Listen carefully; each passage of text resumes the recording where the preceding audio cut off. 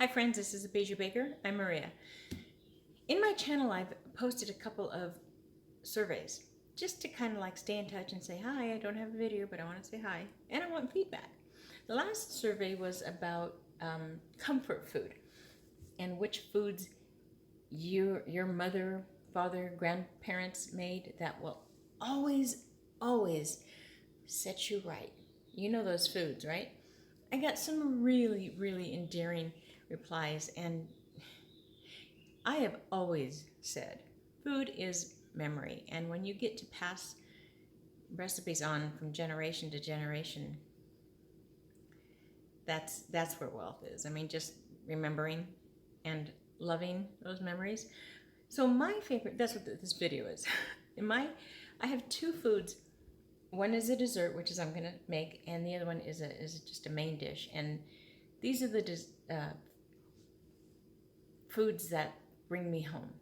When I'm looking for something to really comfort my spirit, these are doing it. My spirit's fine, I'm just hungry for this. This is called Capirotada. Now, it's a Spanish, a Mexican bread pudding. That's all it is. And there's very few ingredients to this. It really is simple.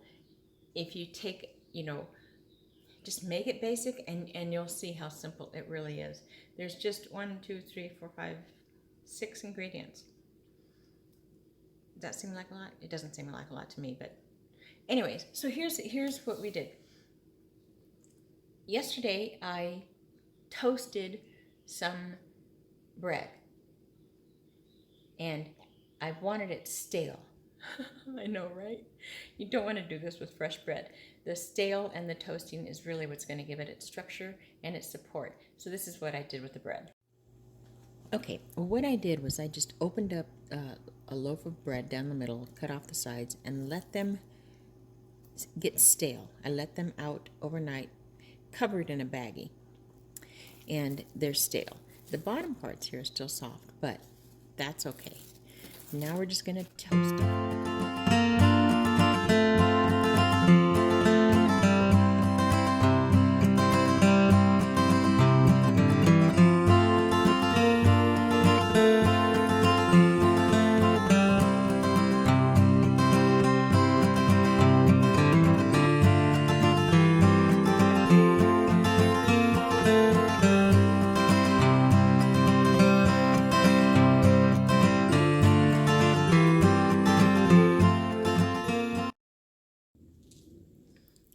Okay, so they're just gonna cool. They don't have to be cool, but these ones that look like they're burnt, this is perfect.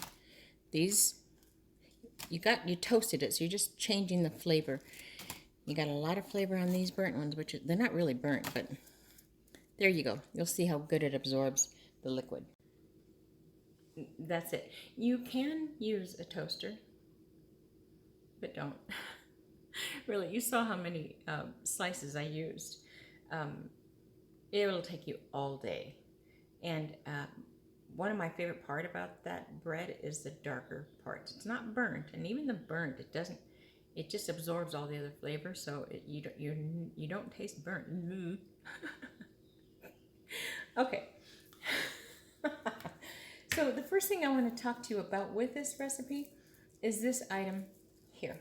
You've seen it all over the place in grocery stores, no doubt, and passed by and wondered, what the heck is that? This is goodness in a cone. Piloncillo. And so many people pronounce it so many different ways. I'm just going to go with piloncillo. It's a Mexican brown sugar. That's essentially all it is. Do you ever travel? If you've ever traveled, and I don't know how many people have traveled out of the country, but if you taste a candy from Mexico or Europe or whatever, the sugars are going to be different. They're not all the pure cane sugar that we have here. So the sugars are going to be different, which means the outcome and the flavor of the candy is going to be different, even if it's the same recipe that was made here. Just like salts that come from different regions and have different flavors, so do the sugars. And that's what this is. So I'm using one of the hardest things for me to do is to downsize my mother's recipes. She usually cooked for, at the absolute least, 20 people daily, 3 times a day. And that was bad. That was back when you cooked, you made breakfast, you made lunch, you made dinner. My mother was not a baker, but the few times that she did bake, she knocked it out of the park. This, she usually made this during Easter. Ash Wednesday is when she would make it. And that was one of my favorite memories of Ash Wednesday, was knowing that we were gonna have Capirotada. So here's what we're gonna do. Let me just stop talking and get to work, right? I know, right? So this Piloncillo, Mexican brown sugar, essentially what I've been called for years. No one has ever called me that, and I really hope they don't. So I've got my toasted bread there, sitting, waiting, getting ready to act, and I'm just going to put the sugars and all the cinnamon sticks in the water, and they're going to boil, boil, boil, boil, reduce and boil, reduce and boil. That's all that's going to happen in their happy dance for about, I'm going to say 35 to 40 minutes. I really want it. I want to make sure that these are completely dissolved and that all the cinnamon that I can possibly pull from the sticks are going to come. And you don't want to use ground cinnamon. You're not going to get the same thing. So come on, let's go play. Okay, I've got 1 cup of raisins, 1 cup of dry roasted peanuts, 4 cups plus a little extra of the sharp cheddar cheese. Longhorn is the best, but I can't find it. 10 to 14 cinnamon sticks, 4 cones of piloncillo.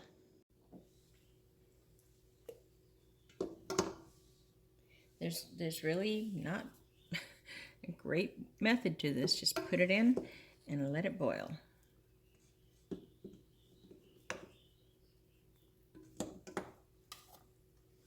Let me see, how many? 1, 2, 3, 4, 5, 6, 7, 8, 9, 10, 11. Yeah, I'm just going to use all of them. They're going to sit. It's going to dance, and I'm just going to have to wait.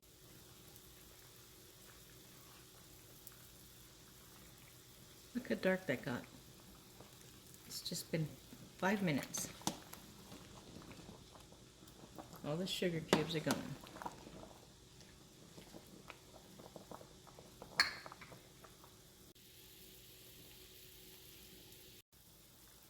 As you can see, the water is reducing. The water is evaporating and everything is getting more condensed. You can see where it started in that water line, which means that the flavors are getting more intense and just pulling together so very nicely. Piloncillo has a very unique aroma and flavor. It's not like brown sugar where it's got the molasses in it, and so you taste the molasses. It's completely different, and so very difficult for me to try to explain what that flavor is, but it's very Mexico. That's it's a very Mexico aroma and taste. So I'm going to let it continue cooking till it reduces down even more. So the ingredients.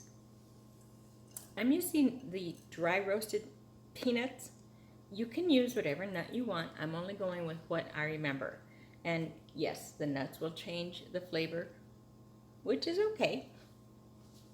I'm not a walnut fan, so I would never use walnut. I would not change this recipe because it's my memory. It's my memory spot. So I would not change it. But in this case I did. I used the dried ready roasted peanuts. Part of the memory of this dish that I am going to be missing out, only sort of, on this is that my mother would get bags of peanuts, and we'd sit there and hull them and clean them and separate them. I mean, all the kids around in a circle just popping peanuts out of the shell. And course, that was fun because we had the neighborhood kids would get involved. I know I can speak Spanish or speak English today. I should have stuck with tortillas, huh? Anyway, you guys are great, and so I know that you already know I'm a ding dong, so that just saves half the battle. The peanuts. The neighborhood kids would get in it because they knew what was coming out, and if getting some meant that they'd had to pitch in, then they were all ready to pitch in. The raisins are great because they get so plump and hydrate again with all that wonderful flavor. And then the sharp cheddar, she used Longhorn. I think the last time I even saw Longhorn was when I was shredding it for her when she was making it decades ago. But that's it. Now, as far as the toast, I use 2 loaves. I'm only making this little dish, which is, like, again, hard for me to try to break down. I have to make like a quarter of hers. She would make those, you know, those great big speckled roasting pots. That's what the covered ones, the domed ones for a turkey. That's what she would make. She would make 2 of those. So yeah, I've got to really kind of break it down. But this is just for the 5 of us, and we're gonna enjoy it. And so the bread, I'm sure I got too much, but whatever is left of the bread, I'm just gonna break it down and make crumbles, and then I've got breadcrumbs for stuff.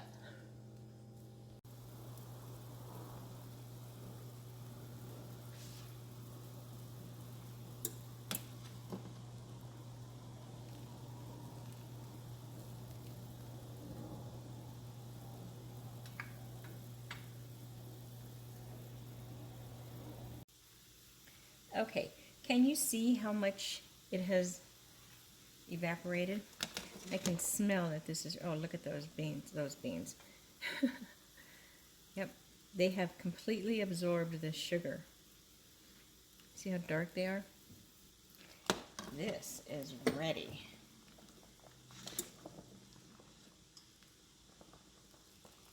Man, oh man, I wish you could smell this. Okay, so now we're just going to lasagna this. We're just going to put layers.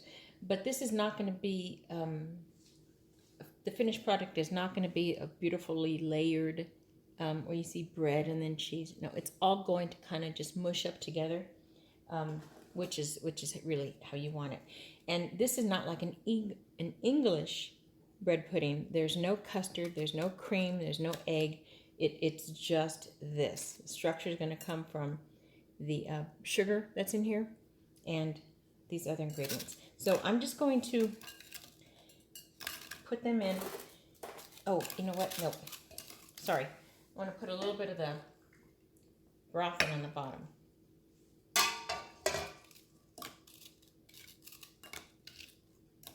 And this is going to be a soggy, it's going to start off soggy. It's not going to end up soggy, but, and don't worry about the pieces. You're gonna put everything down. All right, now, then I'm gonna really soak. And this bread is super thirsty.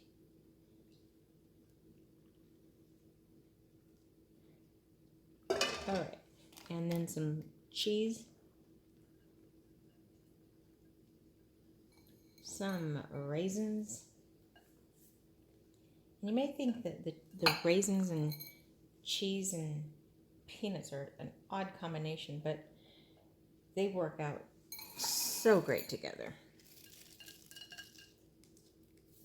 And I'm going to continue.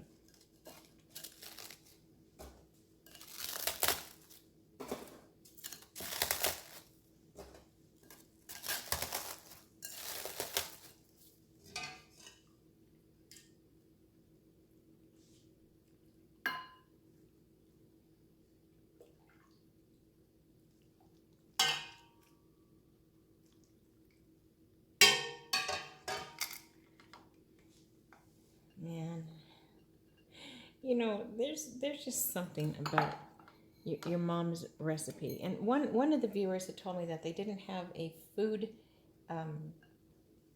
comfort food, but that she'd rush over and grandma's hugs would do it. Well, yeah, that's fantastic.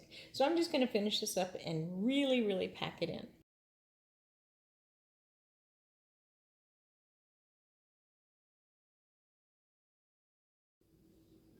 So I put a lot of the liquid in it, and you probably think it's going to be soggy. It's supposed to be. It's a very wet bread pudding. So I have my oven on at 375. I'm going to bake this for about 35 minutes. Clearly everything's cooked in it. There's nothing that needs to be cooking, but you want it to kind of get it together. It's going to macerate. All those flavors are going to combine. The bread is just going to get even soggier than this, and let it cool maybe about 15 minutes before you eat it, because this puppy is hot. So I'm going to get it in the oven now. Okay, so that's in the oven for about, I'm going to start off at 25 minutes and then see where it goes from there. Then I'll stir it. I'll mix everything in, and man, that part right there where all the bread is wet and flavorful. In the meantime, the rest of the liquid that I just made, I'm going to reduce it even more. I want to see how thick I can get it. I just can't stand the idea of tossing this out when there are so many things you can do. So I'm going to see how thick I can get it by reducing as much of the water out as possible. I don't know. I'm going to have to double check to see how much water I used. Oh, there. That's for the 4 piloncillos. So I'm reducing it. And if it's still not to where I really want it to be, I'm either going to add some heavy whipping cream or maybe sweetened condensed milk. I'm going to try the whipping cream, I think. But let me see what it's going to do to let me play. It's not up to me. It's up to this thing. So this will be a syrup, and I want a particular spoon to measure this by, but yeah, I'm just going to let this rock. This is a very violent. This is not a sterling silver, so I don't know what that's about. It's a very violent liquid. Okay. Gosh, quit yelling at me. Okay, you can see how much it has gone down. It's gone down a lot. It hasn't thickened up. A little bit. It's thickened up a little bit. I'm going to put in some cream. I've got maybe about 1/4 cup of heavy cream. I don't know if I'm going to use it all or not. I lowered the temperature, and I just put this in the microwave. You never want to add cold into something this hot. It's just going to break. So let's just see what happens.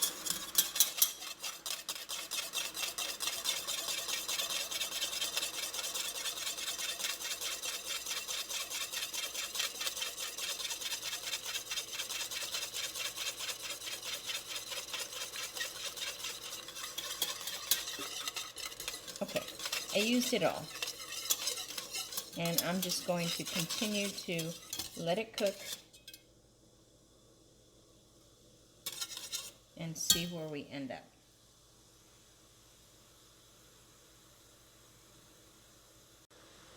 Now, this is not anything my mother did. She essentially knew exactly what measurements to use so that there was no waste. But I'm loving the smell of this. It's just kind of like a light caramel sauce I'm hoping for. And it doesn't necessarily have to get thick, and it might not because of the different sugar. So I'm gonna let it go for like another 2 to 3 minutes. All right, I'm calling timber. I think this is done. Once it sits, it'll thicken up. And I'm certainly not going to taste it like this. All right.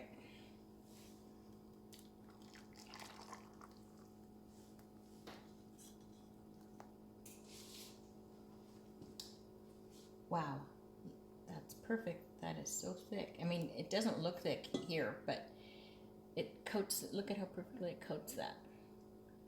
The only thing I do want to make sure to do is take out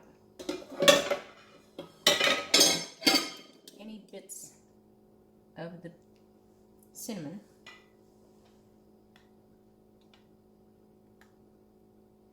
Once it thickens up, it'll be much easier. You're gonna bug me, aren't you? You're gonna bug me until I get you out. So there's only one thing missing in here, and I can see it getting thicker. But I also don't want that. But I'm gonna put a little bit of my vanilla in here. It's a beautiful finishing touch. All right.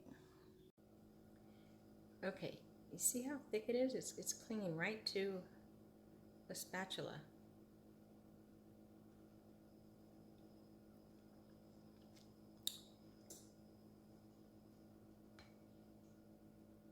Oh my God. Hello? That tastes like no other caramel I have ever had. And it wouldn't, because the ingredients are different. Man. When this gets soft, it's going to be perfect to roll on top, to spread on top of the capirotada, which is about ready for stir. Okay, you're thinking, man, that's too pretty to stir, right? Wrong. The looks are not, this is not a good looking dish. This is not about the looks, but the flavor.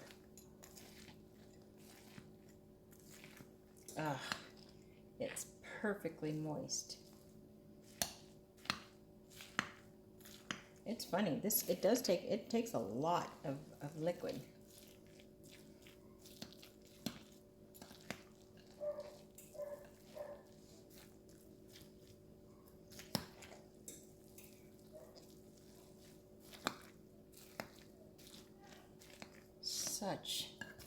Such great memories.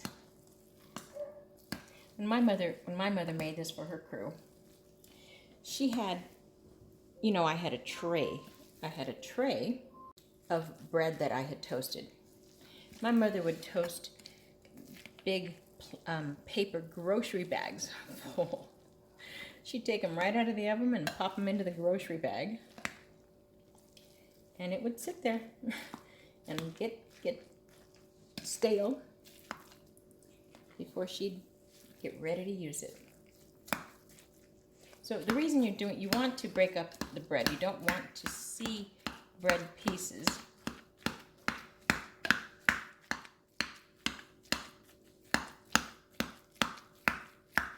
There's no question that the bread's in there, but kind of just want it mushy. Even this could have used more liquid, but it's down on the bottom, so I'll bring it on up and put it in the oven for 5 more minutes. All right, look at that juice. It's perfect. There's plenty of juice in here, and even though the bread does absorb it, it's a beautiful thing. Man, I am missing my mother right now. I don't know how she did it. 14 kids, a husband, a household. Wow. All right. I'm not going to serve a whole lot, but yeah, I am. It's so good. All right, I'm going to put a little bit of the caramel sauce on here.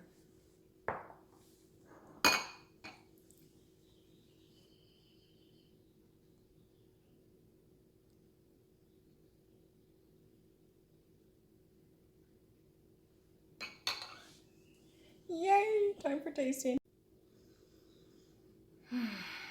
Man, this smells so good.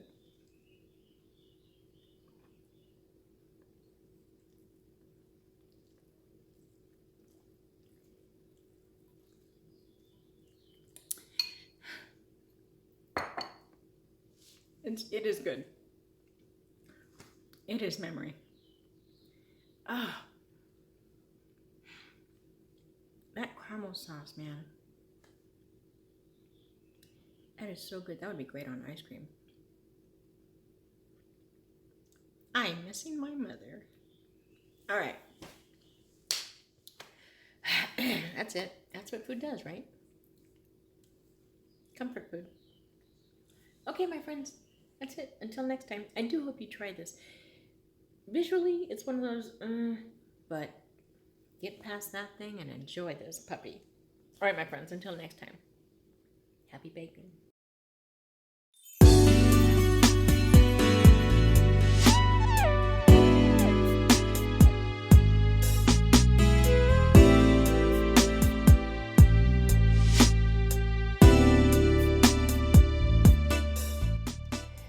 Ah, that was fun.